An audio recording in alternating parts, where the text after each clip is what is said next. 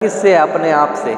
इसीलिए तो अपने आप को रोक लेता हूँ और कार्यक्रम आपको पूरी तरह से पहचान देता है। और एक बार अगर इस पे कंट्रोल कर दिया, ये दिखावा करना छोड़ दिया, तो आपसे बेहतर कोई हो नहीं सकता, क्योंकि ऐसा विश्वास ईश्वर ने दिखा दिया आपको यहाँ तक पहुँचाकर। पहले कदम में दिखती है अस्त व्यस्तताएं। बताए कौन आपका कि आपका परिवार आप पर विश्वास करता है? नहीं करता है, फिर भी कहते हो कि करता है। बताएं जिस कार्य क्षेत्र से थे, पढ़ाई हो, बिजनेस हो, सर्विस हो, बताएं कि कितने झंडे गाड़ दिए अभी पिछले दिनों, है ना? सोच के देखे ना। नहीं। संबंधों के लेवल पर बता दें किस लेवल के संबंध हो गए हैं परिवार के सदस्यों के साथ, समझ लें। आर्थिक क्षतियां देख लें, सामाजिक अपनी प्रोडक्टिविटी देख लें, कुछ भी देख लें। जब यहाँ पर ये स्वीकार करूँगा कि अब बाहर ऐसा कुछ नहीं रह गया जहाँ पर मैं सरवाइव कर सकूँ, है ना? तभी तो एकांत में चले गए थे, लेकिन यहाँ कहता हूँ ना, बहुत कुछ है। जब ये स्वीकार कर लेता हूँ तो अंदरूनी मजबूत करता हूँ, क्योंकि एक्सेप्टेंस आ गई।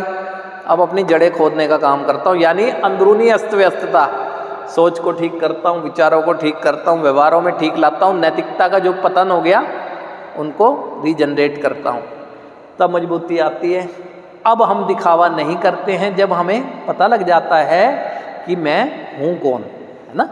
नहीं करते हैं, जो हैं वही बताते हैं कि हम ये हैं। आप लोग एक आगे बढ़ने के बाद क्यों अपने अतीत के किस्से बताना बंद कर देते हो? क्योंकि आपको खुद शर्म लगती है कि मैं बताऊंगा तो शायद आज जो मैं हूँ उस रूप में स्वीकार ना कर पाए कोई मुझे, ना? क्यों?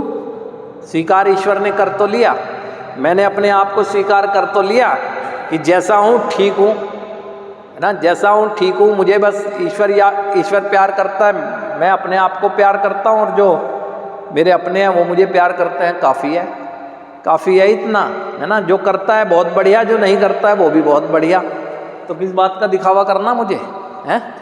और फिर दिखावा करके, दिखावों में हमारी इच्छाएं अनियंत्रित हो रही होती हैं, जिसका सरेंडर तीसरे कदम में करने को कहा गया है। आप बताएं, दिखावा करने के चक्कर में कितना जाओगे?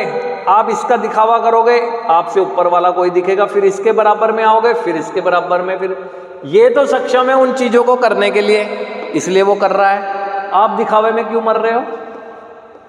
क्यों मर रहे हो? और अपनी जड़ों से हटा दे रहे हो अपने आप को। जड़ों से कहते हैं ना, धरती पे पैर रहना चाहिए, चाहे कितना भी आसमान छू ले इंसान, है ना?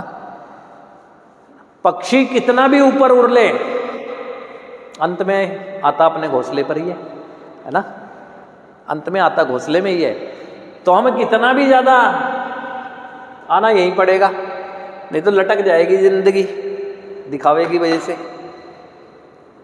अगर एक शब्द में कहूँ, केवल और केवल ये विचार आपको अपने दिखावे पे कंट्रोल करने की बात कर रहा है, ताकि कार्यक्रम के माध्यम से आप जान सको कि आप हो कौन,